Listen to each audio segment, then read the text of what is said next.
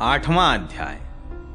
गर्भ में परीक्षित की रक्षा, कुंती के द्वारा भगवान की स्तुति और युधिष्ठिर का शोक। सूत जी कहते हैं, इसके बाद पांडव श्री कृष्ण के साथ जलांजलि के इच्छुक मरे हुए स्वजनों का तर्पण करने के लिए स्त्रियों को आगे करके गंगा तट पर गए। वहां उन सब ने मृत बंधुओं को जलदान दिया और उनके गुणों का स्मरण करके बहुत विलाप किया। तदनंतर भगवान के चरण कमलों की धूल से पवित्र गंगा जल में पुनः स्नान किया। वहां अपने भाइयों के साथ कुरुपति महाराज युधिष्ठिर, धृतराष्ट्र, पुत्र शोक से व्याकुल गांधारी, कुंती और द्रौपदी सब बैठकर मरे हुए स्वजनों के लिए शोक करने लगे। भगवान श्री कृष्ण ने धौम्यादि मुनियों के साथ उनको सांत्वना दी और समझाया कि संसार के सभी प्राणी काल के अधीन हैं, मौत से किसी को कोई बचा नहीं सकता। इस प्रकार भगवान श्री कृष्ण ने अजात शत्रु महाराज युधिष्ठिर को उनका वह राज्य जो धूर्तों ने छल से छीन लिया था वापस दिलाया तथा द्रौपदी के केशों का स्पर्श करने से जिनकी आयु क्षीण हो गई थी उन दुष्ट राजाओं का वध कराया। साथ ही युधिष्ठिर के द्वारा उत्तम सामग्रियों से तथा पुरोहितों से 3 अश्वमेध यज्ञ कराए। इस प्रकार युधिष्ठिर के पवित्र यश को 100 यज्ञ करने वाले इंद्र के यश की तरह सब ओर फैला दिया। इसके बाद भगवान श्री कृष्ण ने वहां से जाने का विचार किया।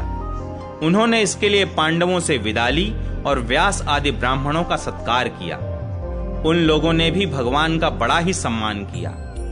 तदनंतर सात्यकी और उद्धव के साथ द्वारका जाने के लिए वे रथ पर सवार हुए। उसी समय उन्होंने देखा कि उत्तरा भय से विह्वल होकर सामने से दौड़ी चली आ रही है। उत्तरा ने कहा, देवाधिदेव जगदीश्वर, आप महायोगी हैं, आप मेरी रक्षा कीजिए, रक्षा कीजिए। आपके अतिरिक्त इस लोक में मुझे अभय देने वाला और कोई नहीं है, क्योंकि यहां सभी परस्पर एक दूसरे की मृत्यु के निमित्त बन रहे हैं। प्रभो, आप सर्वशक्तिमान हैं। यह दहकते हुए लोहे का बाण मेरी ओर दौड़ा आ रहा है।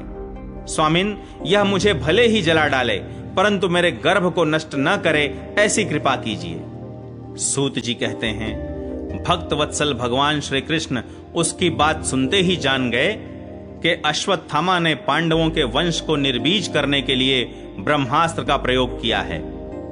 शौनक जी, उसी समय पांडवों ने भी देखा कि जलते हुए 5 बाण हमारी ओर आ रहे हैं, इसलिए उन्होंने भी अपने अपने अस्त्र उठा लिए।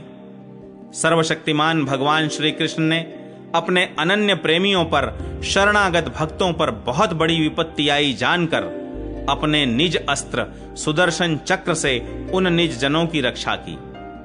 योगेश्वर श्री कृष्ण समस्त प्राणियों के हृदय में विराजमान आत्मा हैं।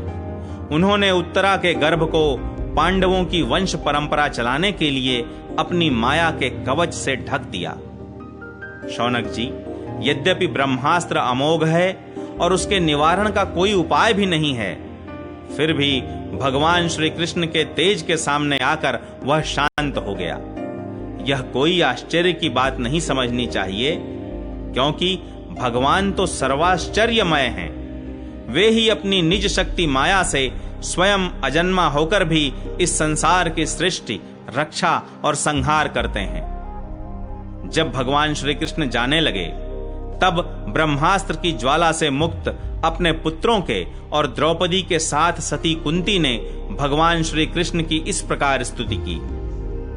कुंती ने कहा, आप समस्त जीवों के बाहर और भीतर एक रस स्थित हैं, फिर भी इंद्रियों और वृत्तियों से देखे नहीं जाते, क्योंकि आप प्रकृति से परे आदि पुरुष परमेश्वर हैं। मैं आपको नमस्कार करती हूं। इंद्रियों से जो कुछ जाना जाता है उसकी तह में आप विद्यमान रहते हैं और अपनी ही माया के पर्दे से अपने को ढके रहते हैं। मैं अबोध नारी, आप अविनाशी पुरुषोत्तम को भला कैसे जान सकती हूं? जैसे मूढ़ लोग दूसरा भेष धारण किए हुए नट को प्रत्यक्ष देखकर भी नहीं पहचान सकते, वैसे ही आप दिखते हुए भी नहीं दिखते। आप शुद्ध हृदय वाले विचारशील जीवन मुक्त परमहंसों के हृदय में अपनी प्रेममयी भक्ति का सृजन करने के लिए अवतीर्ण हुए हैं। फिर हम अल्प बुद्धि स्त्रियां आपको कैसे पहचान सकती हैं? आप श्री कृष्ण वासुदेव देवकी नंदन नंदगोप के लाडले लाल गोविंद को हमारा बारंबार प्रणाम है, जिनकी नाभि से ब्रह्मा का जन्मस्थान कमल प्रकट हुआ है, जो सुंदर कमलों की माला धारण करते हैं, जिनके नेत्र कमल के समान विशाल और कोमल हैं, जिनके चरण कमलों में कमल का चिन्ह है। श्री कृष्ण, ऐसे आपको मेरा बार बार नमस्कार है। ऋषिकेश, जैसे आपने दुष्ट कंस के द्वारा कैद की हुई और चिरकाल से शोकग्रस्त देवकी की रक्षा की थी, वैसे ही पुत्रों के साथ मेरी भी आपने बार बार विपत्तियों से रक्षा की है। आप ही हमारे स्वामी हैं, आप सर्वशक्तिमान हैं। श्री कृष्ण, कहां तक गिनाऊं?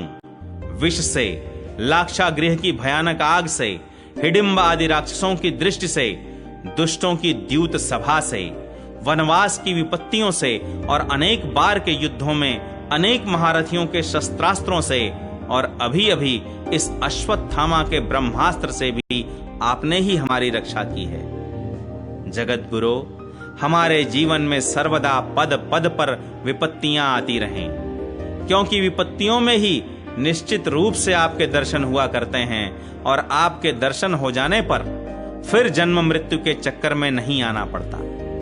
ऊंचे कुल में जन्म, ऐश्वर्य, विद्या और संपत्ति के कारण जिसका घमंड बढ़ रहा है, वह मनुष्य तो आपका नाम भी नहीं ले सकता, क्योंकि आप तो उन लोगों को दर्शन देते हैं जो अकिंचन हैं। आप निर्धनों के परम धन हैं। माया का प्रपंच आपका स्पर्श भी नहीं कर सकता। आप अपने आप में ही विहार करने वाले परम शांति स्वरूप हैं। आप ही कैवल्य मोक्ष के अधिपति हैं। आपको मैं बार बार नमस्कार करती हूं। मैं आपको अनादि, अनंत, सर्वव्यापक, सबके नियंता, काल रूप परमेश्वर समझती हूं। संसार के समस्त पदार्थ और प्राणी आपस में टकराकर विषमता के कारण परस्पर विरुद्ध हो रहे हैं, परंतु आप सब में समान रूप से विचर रहे हैं। भगवान, आप जब मनुष्यों की सी लीला करते हैं, तब आप क्या करना चाहते हैं यह कोई नहीं जानता। आपका कभी कोई न प्रिय है और न अप्रिय। आपके संबंध में लोगों की बुद्धि ही विषम हुआ करती है। आप विश्व के आत्मा हैं, विश्व रूप हैं। न आप जन्म लेते हैं और न कर्म ही करते हैं। फिर भी पशु पक्षी, मनुष्य, ऋषि, जलचर आदि में आप जन्म लेते हैं और उन योनियों के अनुरूप दिव्य कर्म भी करते हैं। यह आपकी लीला ही तो है। जब बचपन में आपने दूध की मटकी फोड़कर यशोदा मैया को खिझा दिया था और उन्होंने आपको बांधने के लिए हाथ में रस्सी ली थी, तब आपकी आंखों में आंसू छलक आए थे, काजल कपोलों पर बह चला था, नेत्र चंचल हो रहे थे और भय की भावना से आपने अपने मुख को नीचे की ओर झुका लिया था।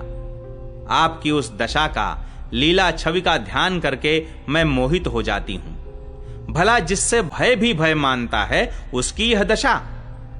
आपने अजन्मा होकर भी जन्म क्यों लिया है, इसका कारण बतलाते हुए कोई कोई महापुरुष यों कहते हैं कि जैसे मलयाचल की कीर्ति का विस्तार करने के लिए उसमें चंदन प्रकट होता है, वैसे ही अपने प्रिय भक्त पुण्य श्लोक राजा यदु की कीर्ति का विस्तार करने के लिए ही आपने उनके वंश में अवतार ग्रहण किया है।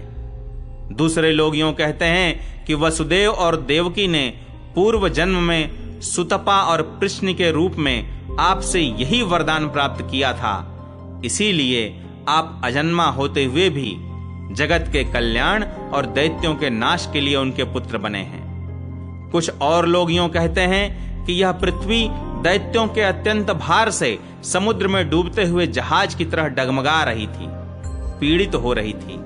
तब ब्रह्मा की प्रार्थना से उसका भार उतारने के लिए ही आप प्रकट हुए।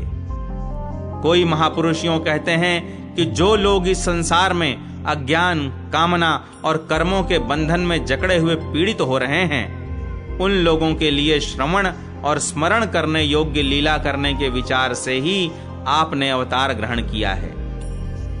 भक्त जन बार बार आपके चरित्र का श्रवण, गान, कीर्तन एवं स्मरण करके आनंदित होते रहते हैं, वे ही अविलंब आपके उस चरण कमल का दर्शन कर पाते हैं जो जन्म मृत्यु के प्रवाह को सदा के लिए रोक देता है। भक्त वांछा कल्पतरु प्रभो, क्या अब आप अपने आश्रित और संबंधी हम लोगों को छोड़कर जाना चाहते हैं? आप जानते हैं कि आपके चरण कमलों के अतिरिक्त हमें और किसी का सहारा नहीं है। पृथ्वी के राजाओं के तो हम यूं ही विरोधी हो गए हैं। जैसे जीव के बिना इंद्रियां शक्तिहीन हो जाती हैं, वैसे ही आपके दर्शन बिना यदुवंशियों के और हमारे पुत्र पांडवों के नाम तथा रूप का अस्तित्व ही क्या रह जाता है। गदाधर, आपके विलक्षण चरण चिन्हों से चिन्हित यह कुरजांगल देश की भूमि आज जैसी शोभायमान हो रही है, वैसी आपके चले जाने के बाद न रहेगी। आपकी दृष्टि के प्रभाव से ही यह देश पकी हुई फसल तथा लता वृक्षों से समृद्ध हो रहा है। ये वन, पर्वत, नदी और समुद्र भी आपकी दृष्टि से ही वृद्धि को प्राप्त हो रहे हैं। आप विश्व के स्वामी हैं, विश्व के आत्मा हैं और विश्व रूप हैं। यदुवंशियों और पांडवों में मेरी बड़ी ममता हो गई है। आप कृपा करके स्वजनों के साथ जोड़े हुए इस स्नेह की दृढ़ फांसी को काट दीजिए। श्री कृष्ण, जैसे गंगा की अखंड धारा समुद्र में गिरती रहती है, वैसे ही मेरी बुद्धि किसी दूसरी ओर न जाकर आपसे ही निरंतर प्रेम करती रहे। श्री कृष्ण, अर्जुन के प्यारे सखा यदुवंश शिरोमणे, आप पृथ्वी के भार रूप राजवेशधारी दैत्यों को जलाने के लिए अग्नि स्वरूप हैं। आपकी शक्ति अनंत है। गोविंद, आपका यह अवतार गौ, ब्राह्मण और देवताओं का दुख मिटाने के लिए ही है। योगेश्वर, चराचर के गुरु भगवन, मैं आपको नमस्कार करती हूं। सूत जी कहते हैं, इस प्रकार कुंती ने बड़े मधुर शब्दों में भगवान की अधिकांश लीलाओं का वर्णन किया। यह सब सुनकर भगवान श्री कृष्ण अपनी माया से उसे मोहित करते हुए से मंद मंद मुस्कुराने लगे। उन्होंने कुंती से कह दिया, अच्छा ठीक है, और रथ के स्थान से वे हस्तिनापुर लौट आए। वहां कुंती और सुभद्रा आदि देवियों से विदा लेकर जब वे जाने लगे, तब राजा युधिष्ठिर ने बड़े प्रेम से उन्हें रोक लिया। राजा युधिष्ठिर को अपने भाई बंधुओं के मारे जाने का बड़ा शोक हो रहा था। भगवान की लीला का मर्म जानने वाले व्यास आदि महर्षियों ने और स्वयं अद्भुत चरित्र करने वाले भगवान श्री कृष्ण ने भी अनेकों इतिहास कहकर उन्हें समझाने की बहुत चेष्टा की, परंतु उन्हें सांत्वना न मिली, उनका शोक न मिटा। शौनकादि ऋषियों, धर्मपुत्र राजा युधिष्ठिर को अपने स्वजनों के वध से बड़ी चिंता हुई। वे अविवेक युक्त चित्त से स्नेह और मोह के वश में होकर कहने लगे, भला मुझ दुरात्मा के हृदय में बद्ध मूल हुए इस अज्ञान को तो देखो। मैंने सियार कुत्तों के आहार इस अनात्मा शरीर के लिए अनेक अक्षौहिणी सेना का नाश कर डाला। मैंने बालक, ब्राह्मण, संबंधी, मित्र, चाचा, ताऊ, भाई बंधु और गुरुजनों से द्रोह किया है। करोड़ों वर्षों में भी नरक से मेरा छुटकारा नहीं हो सकता। यद्यपि शास्त्र का वचन है कि राजा यदि प्रजा का पालन करने के लिए धर्म युद्ध में शत्रुओं को मारे तो उसे पाप नहीं लगता, फिर भी इससे मुझे संतोष नहीं होता। स्त्रियों के पति और भाई बंधुओं को मारने से उनका मेरे द्वारा यहां जो अपराध हुआ है, उसका मैं गृहस्थोचित यज्ञ यागादिकों के द्वारा मार्जन करने में समर्थ नहीं हूं। जैसे कीचड़ से गंदला जल स्वच्छ नहीं किया जा सकता, मदिरा से मदिरा की अपवित्रता नहीं मिटाई जा सकती, वैसे ही बहुत से हिंसा बहुल यज्ञों के द्वारा एक भी प्राणी की हत्या का प्रायश्चित्त नहीं किया जा सकता।